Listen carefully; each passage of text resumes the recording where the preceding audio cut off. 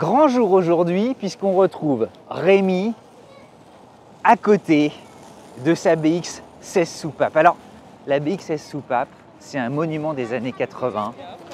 C'est elle aussi qui a assuré la pérennité, le succès de Citroën et peut-être même de PSA. En tout cas, lorsqu'elle est née… Bonjour Cédric. Bonjour Rémi, on est vraiment, tu as ton rond de serviette chez nous. Voilà, merci. Et tu as une collection de Youngtimer, tu sais, à rendre jaloux, je pense, tous les amoureux des années 80. Bah écoute, oui, peut-être. Modèle extraordinaire. Elle est née, elle avait un physique particulier. Oui. Ça ne l'empêche pas de se vendre. Ah oui, même de se vendre très bien. Et aujourd'hui, j'allais dire que même un non-amoureux d'automobile, quand il la voit passer, et on a été le témoin, il la regarde. Bah oui, en fait, la BX, c'est la voiture que les gens aimaient détester pour se donner un genre. Je sais pas si tu te souviens, il y a un papier… Mais il l'achetait, contrairement aux Alfa Romeo. C'était l'inverse. Je sais pas si tu te souviens, il y avait un site, le Gorafi, il y a quelque temps, qui a fait le buzz. Citroën demande les excuses pour la BX. Je sais pas si tu te souviens, ils avaient fait ça il y a peut-être 7-8 ans. Marrant. Ils avaient fait ça et en fait, alors c'est une voiture, elle a connu un peu le mépris, les railleries, le purgatoire, et puis maintenant il y a une hype sur la BX. Elle a fêté ses 40 ans, ça aide. Et puis je pense qu'il y a aussi un peu les youtubeurs. Il y a Kram Junior qui a fait une vidéo sur sa collection Youngtimer, il en a une et il en a parlé en bien. La boiserie. Merci à Kram. La boiserie s'était fait offert il y a 4 ou 5 ans pour son anniversaire par ses potes, une BX en hommage à celle de son père. Et il a fait des, je crois qu'il a fait des vidéos qui ont plus d'1 million de vues où il disait que la voiture était bien. Donc forcément, quand tu as des influenceurs qui sont des vrais influenceurs, parce qu'ils ont un public qui disent ça, les gens se disent tiens, on va peut-être s'intéresser à ça. Oui, c'est un coup de projecteur. C'est un coup de projecteur et puis elle a eu 40 ans. Et puis alors les gens qui te disent que c'est moche, moi je veux bien débattre. Ouvrons le débat. Ah ouais, il y a des gens qui vont dire que la BX c'est Shrek et les concurrentes de l'époque c'était la Renault 18 et la 305. Je suis pas sûr que la Renault 18 ça soit Monica Bellucci si tu veux, sans vouloir être méchant. Et la 305 n'était pas non plus… Elle était un peu fade. Et alors certains diront quand même il y a eu la 405. Ah oui, la 405 c'était après et c'est vrai que là c'était un design Pininfarina, pour le coup ils ont fait une belle auto. Mais les concurrentes directes qui étaient sur son segment de marché c'était R18 et 305. R18 2 millions de ventes, BX 2 300 000. 305 à 1 600 000 ventes. Donc, oui, les maths ne mentent pas. Voilà, la BX, il faut quand même se souvenir d'une chose, c'est que dans les années 80, au milieu des années 80, c'était 20% de son segment en France, 10% de son segment en Europe. Il produisait pas loin de 300 000 BX certaines années, pendant plusieurs années. Donc c'était quand même, c'est la voiture qui a sauvé la marque, qui a sauvé PSA. C'est la première, entre guillemets, voiture collaboration PSA Citroën qui est aboutie sur quelque chose de bien, parce qu'on ne va pas dire que la Elena c'était top, la Visa c'était un peu particulier. Quoique la Visa a débouché sur le C15 qui a un succès énorme. Mais c'est marrant. Ils ont vendu autant de retour en grâce plusieurs années après. Ils ont vendu autant de C15 que de Visa, c'est pour te dire, pour un utilitaire, ce sont des chiffres de vente à plus 1 600 000 ventes chacune.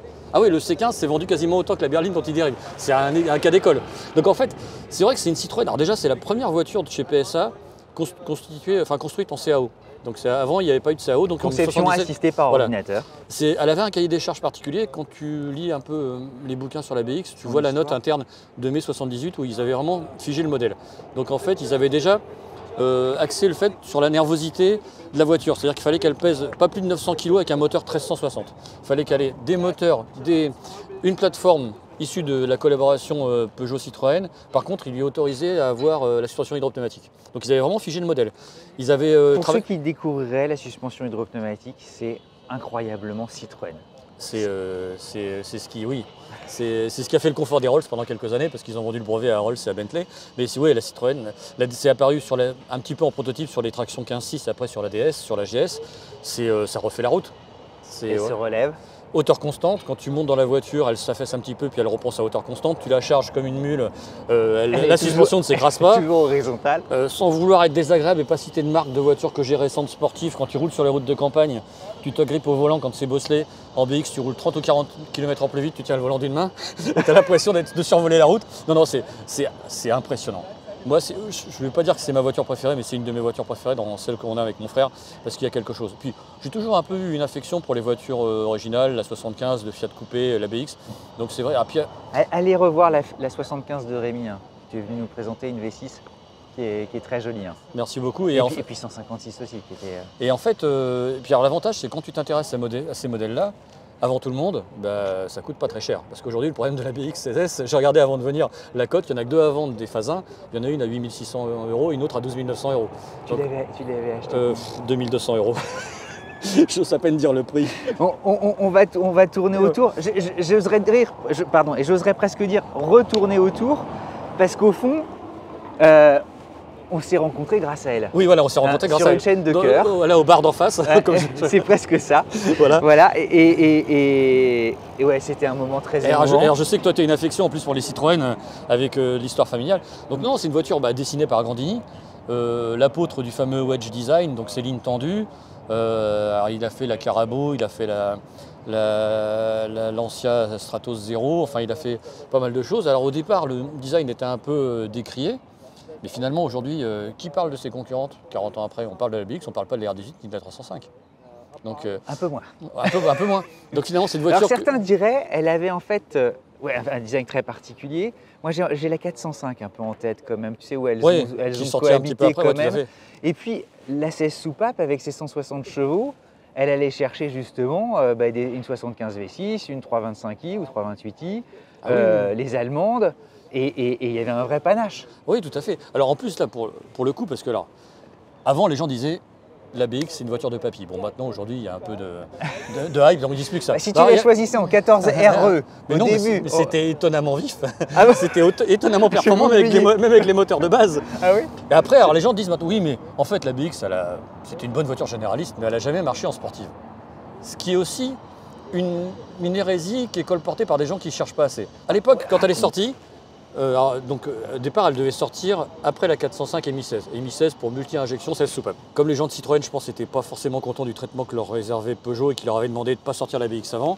Ils ont publié le communiqué de presse quelques semaines avant pour dire que la BX était disponible. Mais en fait, Peugeot, à l'époque, voulait lancer sa 405 et notamment enfoncer le clou sur une voiture dynamique sportive avec la 405 EMI 16. Ils avaient même à l'époque homologué le record de vitesse des 24 heures du Mans qui a été fait par une WM à 405 km/h. Alors qu'en fait, la voiture, elle a fait plus de 405 km/h à l'époque. Mais c'était aussi dire le record du Mans est détenu par une voiture à moteur Peugeot.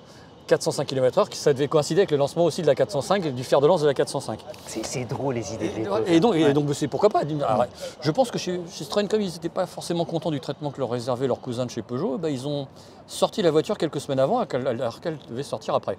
Donc ça, je me souviens avoir lu ça dans quelques magazines. Il y avait un petit... Il y a eu une petite guéguerre. Alors après, tu as les gens qui disent aujourd'hui la BX, c'est beaucoup vendu, c'est vrai, mais les versions sportives ne se sont pas vendues. Alors là aussi, on va tordre le cou à une idée reçue. Il s'est vendu que 15 440 BX16S pour 2 300 000 véhicules. C'est pas beaucoup. À l'époque, dans les années 90, le truc qu'il fallait avoir quand tu étais un constructeur, c'était une berline sportive avec 16 soupapes. Tout le monde s'y était mis. Mercedes 190 2 litres 316, 19 800 exemplaires. Ouais, elle est pas ridicule en fait. Ok. M3 E30, 18 900 exemplaires. T'es une encyclopédie, tu connais. J'ai un peu bossé le sujet. Tout retenu. 405 EMI 16, on n'a pas de chiffre, mais tout le monde dit qu'ils n'en aient pas fait plus de 25 000. C'est drôle. Alors que dans l'esprit des gens, mais dans les années 80, c'est elle qui tenait la BX ne s'est pas vendue et tout se vendait beaucoup mieux. Quand tu lis les magazines où on parle que de ces voitures-là, tu dis purée, mais ils en ont vendu 10 fois plus que cette BX. Et à chaque fois, la 405 était mise en couverture et tu avais la BX qui était juste derrière, genre Comme j'ai beaucoup d'archives, j'ai retrouvé un sport auto de l'époque où il y avait la Patrouille de France. Alors la Patrouille de France, c'était 405 EMI 16, BX16 et 21 litres turbo. 21 litres turbo qui est une voiture très performante que l'on entend parler comme étant la berline sportive ultime de cette époque. Avec une super publicité où elle était poursuivie par un hélicoptère de la police 13 allemande. 781 exemplaires. Il s'est vendu moins de 21 litres turbo que de BX16S. Et tout le monde te dit ouais, la BX ça n'a pas marché en sportive. Oui, tu vois, encore une fois, on tord le coup un peu à une idée reçue qui dit que cette voiture ne s'est pas vendue.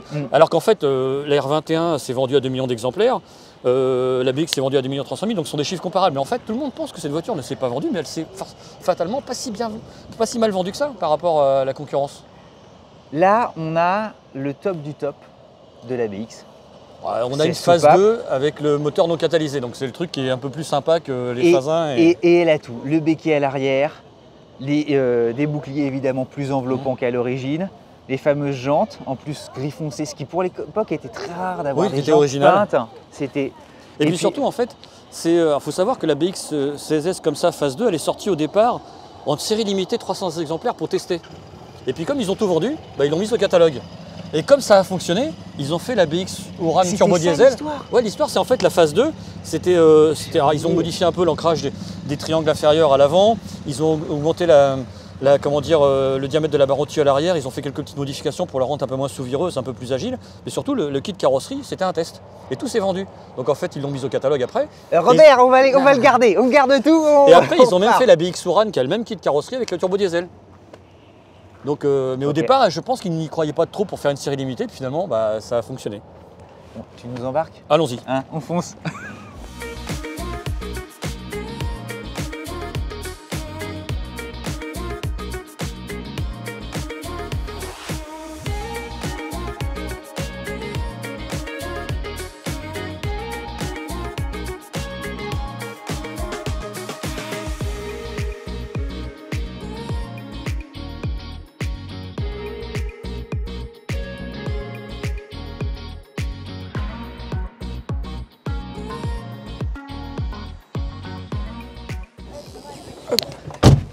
Écoute, je retrouve.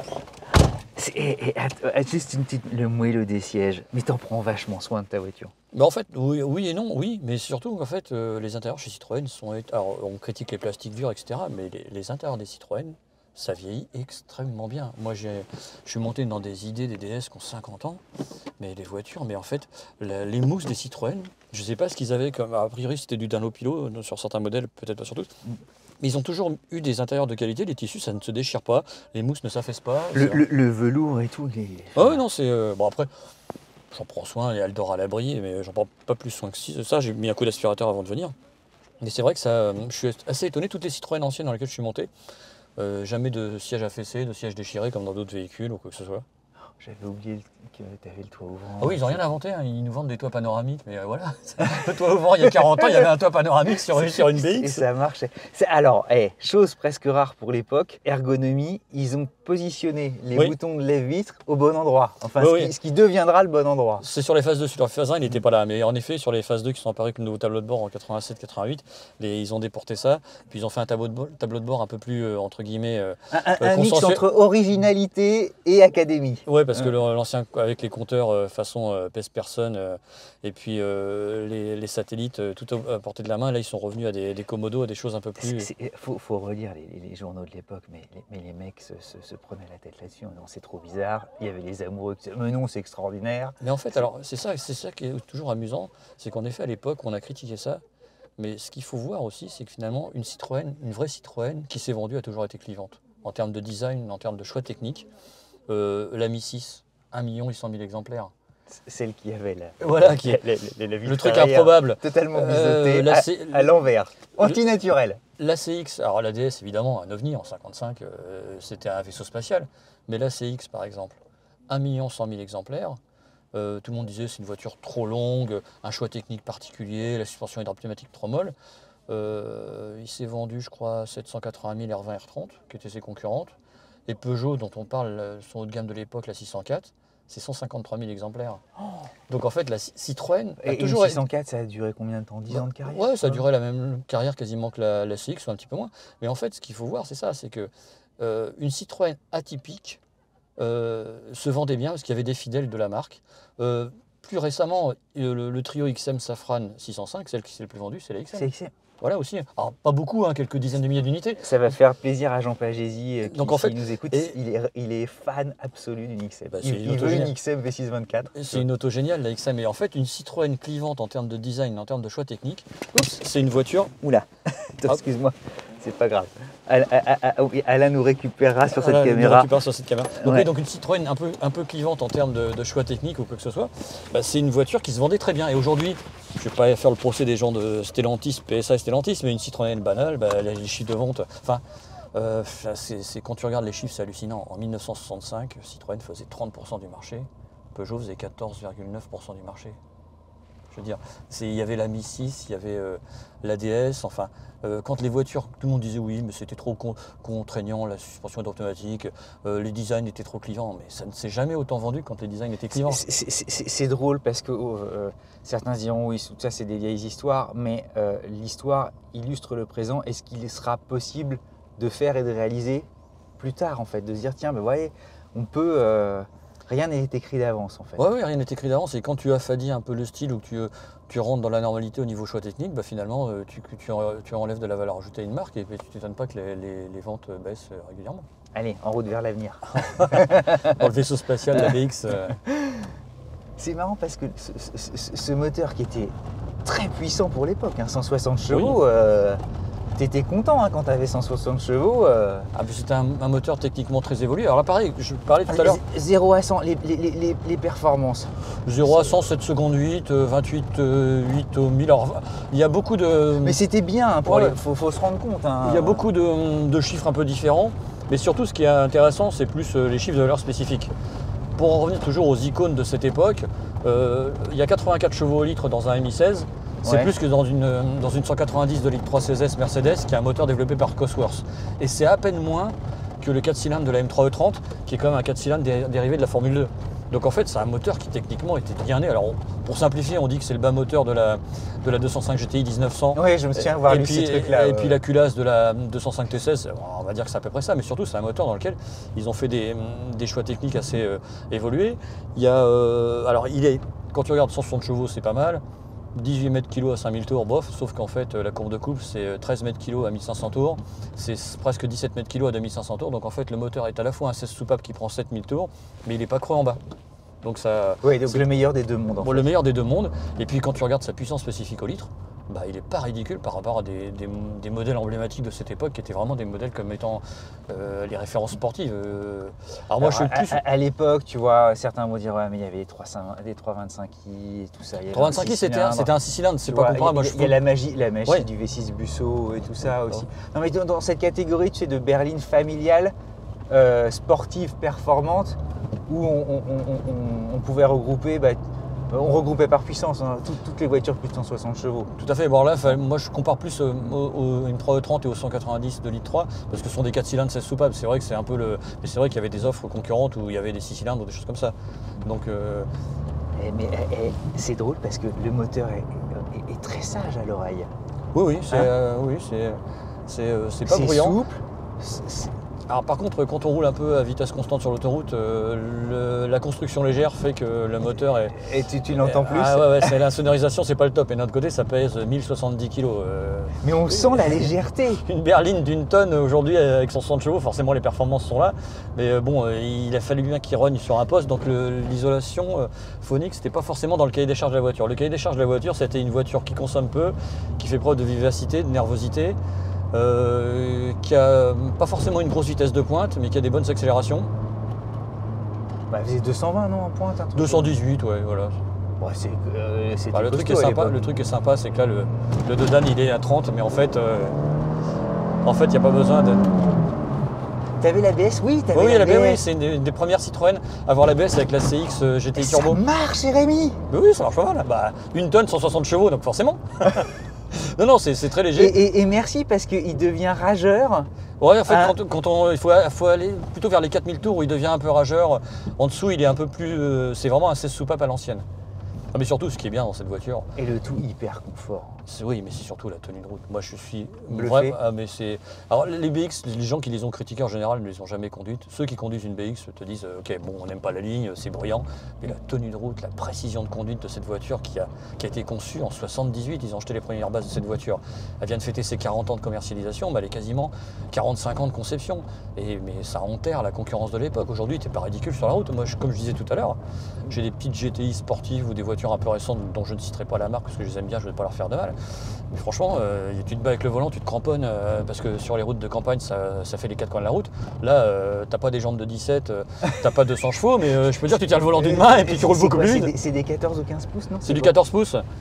195-74, la même taille que sur les 75 V6, le pneu qui vaut une fortune chez Michelin. ça c'est le seul truc que je lui trouve comme défaut, c'est que pour acheter des pneus... Ah oui, tu les trouves plus? Bah si, entre 130 et 180 € pièce, en indice de vitesse V, tu trouves tout ce que tu veux en H. C'est le même problème que sur la 75 V6. C'est que si tu veux respecter l'indice de vitesse, il faut du V. Il y a que Michelin qui fabrique des, entre guillemets, des successeurs du MX V3, mais il n'y a que qui les vendent. Alors quand ils les vendent, il n'y en a pas tout le temps, puis quand ils les vendent... 14 pouces aujourd'hui. Ah bah je En- pense sur qu'il n'y a le plus marché, personne qui propose en du 14 neuf. pouces. Non, Je pense. ça doit commencer à 15, même Oui, sur 15, voire tu tout. sais, le base de la base, il faudra regarder d'ailleurs, est-ce que Ouais. ça existe? Est-ce qu'il y a encore des voitures en 14 pouces? Je suis pas certain. Il y a une Kia Picanto là-bas, tu vois, je me demandais. Oh ouais, elle doit être en 15 ou en 16. Tu vois, ouais, en fait, c'est une taille qui n'existe plus. Et le tour, la nostalgie, moi voilà, j'ai le cœur aussi qui bat parce que j'avais un parrain qui en avait une. Et oh là là, la signature, c'est soupape. C'est d'origine, c'est pas du tuning. Non, c'était comme ça. C'était comme ça d'origine. C'était une époque où on aimait bien souligner quand même la puissance et la gloire. Oui, c'était Château-Vallon. Voilà, c'était l'époque où il fallait que chaque constructeur ait sa berline 16 soupapes, sa berline un peu énervée, sportive. Et donc en fait, il y avait tous les artifices, des béquets, des dénominations à rallonge. Derrière, on se sentait bien. Il y avait 4 appuis-têtes. Ouais, et puis il y a de la place, ça fait que 4,23 m de long, mais il y a de la place à l'intérieur. Est-ce qu'elle était la moins chère justement de toutes ces concurrentes? Elle était un peu moins chère que... Alors celle-ci, de mémoire, en 1990, c'était 139 500 francs. J'ai consulté le prix avant de venir quand même. Ça faisait 24 000 €, ça laisse songer. Aujourd'hui, c'est le prix d'une citadine. Une Mi 16 était... Ouais, alors il faudrait faire en monnaie constante. Ouais. Une Mi 16 valait 10 000 francs de plus. Une R21 de litre turbo qui était un peu plus puissante valait 15-20 000 francs de plus. Et puis bon, les Allemandes étaient hors de prix. Hein. Tu t'achetais une 190 de litre 3 CZ, ça devait être à 245 000 francs, quasiment 100 000 francs de plus. Alors c'est une auto géniale. Moi je préfère personnellement une 190 à une E30, à une 3 E30. C'est marrant, c'est des différences de prix qui n'existent plus aujourd'hui. Même le premium n'oserait pas être quasiment... La 2 litres 316, elle sort, elle fait 185 chevaux, c'est une superbe auto. Hein. C'est un châssis incisif, c'est 245 000 francs. Je veux dire, alors que je suis enterré par une 21 de litre turbo qui vaut quasiment 100 000 francs de moins. Et puis encore moins. Ouais, 40% de moins. Mais bon, c'était une propulsion, c'était autre chose. Mais c'est vrai qu'aujourd'hui, il y avait des prix. Des écarts de prix assez délirants, et c'est pas parce qu'elle était moins chère qu'elle s'est vendue plus. Alors quand on en parlait tout à l'heure, elle s'est quand même pas si mal vendue que ça, contrairement aux gens qui disent que les BX sportifs ne sont pas beaucoup vendus. Mais globalement, ceci dit, les Mercedes de litre 3 CZ ou les M3 E30 ne sont pas beaucoup plus vendus finalement. Non mais c'est passionnant. On ouvre le capot. On ouvre le capot. On termine là-dessus. Mais la jolie balade. C'est un beau petit claque, alors que c'est fin. Oui, c'est léger, c'est de la construction légère. Il n'y a pas des gros joints. Il n'y a pas de vérin, hein. Il y a une belle tige en métal pour ouvrir le capot. Donc voilà le fameux Mi 16 multi-injection 16 soupapes. Là aussi, il fallait le signer absolument. Le couvre-culasse en magnésium, fabriqué chez Steel. Ah oui, donc quand même. C'était un truc un peu, oui, un petit peu. Non, c'était un moteur qui est. Oui, il y avait un peu de raffinement quand même. C'est un moteur qui est vraiment bien né, qui est performant. Moi, j'ai un ami qui a travaillé chez Peugeot Talbot Sport, qui a fabriqué notamment les moteurs des 406 Super Tourisme. En Atmo, il sort 300 chevaux. Donc avec une injection dédiée, un peu de travail sur les conduits, etc. Mais le moteur, potentiellement, peut sortir 300 chevaux. Et puis alors ça, ce sont les fameuses sphères. Les fameuses sphères de la suspension hydropneumatique. Voilà, avec l'accumulateur, le réservoir de liquide, et il y a un accumulateur devant. En fait, donc celle-ci, c'est une des plus simples. Elle a que 5 sphères, une sur chaque roue et un accumulateur devant. Rémi, tout le monde fonce sur un site bien connu qui s'appelle Le Bon Coin pour voir combien ça coûte. Il y en a que deux à vendre aujourd'hui. Il y en a que deux à vendre aujourd'hui. Donc j'ai regardé avant de venir, il y en a deux phases 1, une à 12 900 et une à 8 400. Le prix, c'est le prix que les gens veulent mettre dedans. Moi à l'époque où je l'ai acheté, personne s'y intéressait, donc ça ne valait rien. Aujourd'hui on en voit à 12 000, 15 000, 18 000, 8 000. En fait le prix, le prix c'est le prix qu'un acheteur te donne. Et c'est une voiture que tu conseilles ? Ah oui, honnêtement. Moi, je l'ai depuis 20 ans. J'ai changé un démarreur, on a fait la distrib, et puis j'ai changé les sphères 2 fois ou une fois, et c'est tout. L'embrayage est d'origine, elle a 176 000 km. On va juste dire un tout petit secret. Il y a eu un petit problème de clignotant venant sur le toit, mais 3 fois rien. Voilà, 3 fois rien. Et c'est pas du tout... oui, une fixe, mais j'en ai d'avance, mais pas sur place. Là, ça aussi, c'est... Et on ne voit rien, magie de la télé. Voilà. Ce qui est intéressant, c'est que... Alors, ce qui est moins intéressant, c'est qu'à l'époque, tout le monde s'y intéressait quasiment... Enfin, les gens ne s'y intéressaient pas, donc ça valait pas cher. Donc j'ai pu faire un petit stock de pièces. Aujourd'hui, le problème, c'est que la cote de la voiture monte autant que son intérêt. Et des gens qui vendent des pièces, d'un seul coup, il y a une inflation sur le prix des pièces. Donc c'est un peu ça qui est chiant. Mais bon, elle est sortie du purgatoire aujourd'hui, maintenant, la BX. Moi, je le vois. Hein. Avant, il y avait un peu d'indifférence. Maintenant, j'ai des pouces levés. Des gens qui me disent waouh, l'auto est géniale, des gens qui veulent me la racheter. Regarde d'ailleurs, tu vois, quelqu'un passe avec sa Clio, ils avaient les yeux dessus. Bah voilà. C'est le mot de la fin. Bah écoute, très bien. Hein, on a envie de s'en trouver une. Il en resterait combien en circulation, tu penses ? Aucune idée. Il y en a eu 15 442 produites. J'imagine qu'il en restait autour de 10 000. Le problème, c'est qu'elles sont toutes parties à l'étranger, notamment en Hollande. Oui, elles ont une belle carrière à l'étranger. En fait, surtout, à l'époque où moi je l'ai acheté, Alors, je l'ai acheté 2200 €. Le propriétaire, je suis le 3e propriétaire sur la carte grise, mais en fait, je suis le 2e parce qu'ils ont dû réimmatriculer le jour où je suis venu la chercher. Elle appartenait à une personne dans une succession. Ils ont fait 400 € de frais avant de me la vendre. Donc, et en fait, ils n'arrivaient pas à la vendre. Elle est restée sur le bon coin des semaines et des semaines. Je suis allé la chercher en Normandie. Et il y avait un Hollandais qui venait la chercher à l'époque, il y a 20 ans. Est-ce qu'on peut expliquer, la Hollande est férue de Citroën? Oui, parce que le père d'André Citroën était hollandais. Donc Citroën, il y a vraiment une communauté en Hollande. Alors déjà, Citroën, c'est la marque la plus collectionnée au monde. Citroën, aujourd'hui, Rétromobile cette année, ils fêtent les 70 ans de la DS. Ils battent leur record d'affluence, 146 000 visiteurs. Donc c'est une marque qui parle à tout le monde, qui est collectionnée, que les gens adorent. Et les Hollandais, depuis 15-20 ans, achètent les CX GTI Turbo, les BX16S, toutes les Citroën un peu sympas, bien avant nous.